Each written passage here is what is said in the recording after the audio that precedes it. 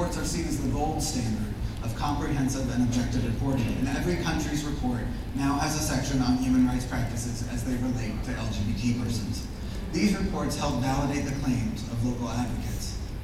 There are a lot of good news stories out there, like the fact that in Vietnam, several NGOs have worked together to reach out to journalists and help educate them about LGBT issues, and then to the government to offer input on legal revisions that, if they succeed, will bring LGBT persons closer to equality under Vietnamese laws.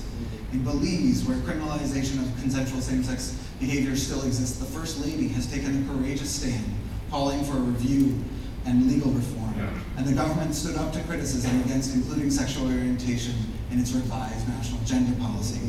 In Uganda, where a lot of international attention has focused on the anti-homosexuality bill, there has emerged a civil society coalition that includes more than 50 groups, some of them LGBT-focused, some not, who oppose the bill and who have been working together, creating a model for coalition building.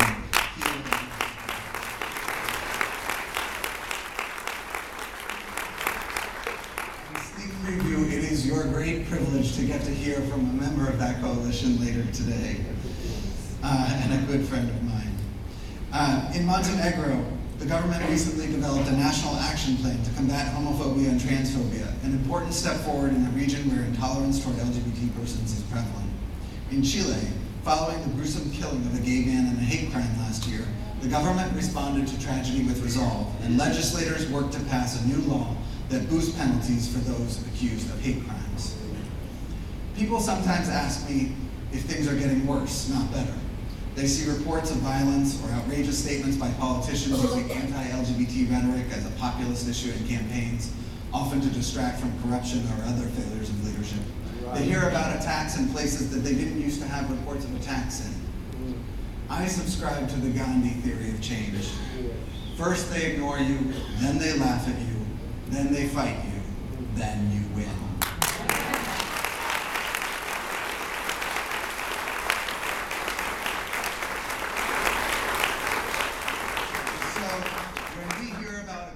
Violations in new places, this is both intolerable and perhaps a sign that discussions and the start of a reckoning are happening, that the time of ignoring has come to an end. We may not be able to change the fact that the night is always darkest before the dawn, but we can work to hasten that dawn and be ready to greet the morning when it comes. Thank you all so very much.